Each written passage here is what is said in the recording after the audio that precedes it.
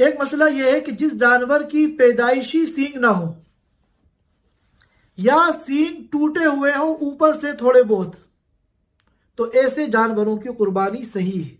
यह तो पैदाइशी सींग नहीं है, या सींग थे टूट गए मगर ऊपर से टूटे हैं थोड़ा बहुत, तो उनकी कुर्बानी सही है। लेकिन अगर सींग जो है जड़ से टूट गए, जिसका असर दिमाग तक पहुंचता है, क्योंकि सींग की जो जड़ें होती हैं वो दिमाग तक जाती हैं, तो फिर ये ऐबदार जानवर हो जाएगा और ऐबदार जानवर की कुर्बानी जो है दुरुस्त नहीं है।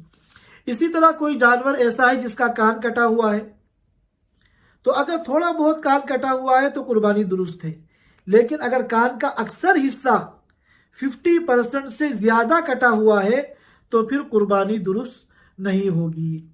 इसी तरह कोई जानवर अगर अगर क्या कहते हैं अंधा है, तो अंधे जानवर की भी कुर्बानी दुरुस्त नहीं है। इसी तरह कोई जानवर ऐसा है जिसकी जबान कटी हुई है और जबान इतनी ज्यादा कटी हुई है कि वो चारा चर नहीं सकता, तो ये जानवर भी ऐसा ऐबदार है कि इसकी कुर्बानी दुरुस्त नहीं है। इसी तरह किसी जानवर की दुम कटी हुई है, तो अगर थोड़ी बहुत कटी है तो कुर्बानी दुरुस्त है, लेकिन दुम का अक्सर हिस्सा 50% से ज्यादा अगर कटा हुआ है तो उसकी कुर्बानी जो है दुरुस्त नहीं है। अगर किसी जानवर की पैदाइशी दुम नहीं है तो इसमें इख्तिलाफ है। इमाम अबू हनीफा कहते हैं कुर्बानी हो जाएगी, इमाम मोहम्मद कहते हैं कुर्बानी नहीं होगी। लिहाजा बेहतर यह है कि हम ऐसे जानवर की कुर्बानी ना करें। लेकिन अगर कर ली तो चूंकि एक कौल मौजूद है कुर्बानी सही हो जाएगी, लिहाजा अल्लाह की ज़ात से उम्मीद है कि इंशाल्लाह ये कुर्बानी सही हो जाएगी। जो जानवर बिल्कुल लंगड़ा हो, जो जानवर बिल्कुल लंगड़ा हो उसकी कुर्बानी दुरुस्त नहीं है। हाँ, एक जानवर ऐसा है कि 3 पैर सही है और चौथा पैर वो जमीन पे टिका के लंगड़ा लंगड़ा के चल लेता है, तो ऐसे जानवर की जो है गुंजाइश है, उसकी कुर्बानी जो है दुरुस्त हो जाएगी।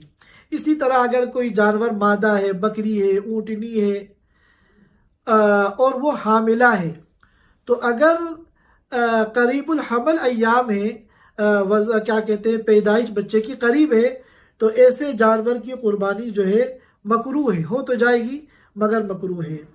इसी तरह जो खस्सी जानवर होते हैं उनकी कुर्बानी न सिर्फ ये कि जायज़ है बल्कि अफजल है, क्योंकि खस्सी जानवरों का गोश्त जो होता है वो आला किस्म का होता है। अलबत्ता जो खुनसा होते हैं जानवर, मर्द इंसानों में भी होते हैं जानवरों में भी होते हैं, कि जो ना नर है ना मादा है, ना मुज़क्कर है ना मुअन्नस है, ये जो तीसरी किस्म है ये जानवरों में भी पाई जाती है, उनकी कुर्बानी जो है दुरुस्त नहीं।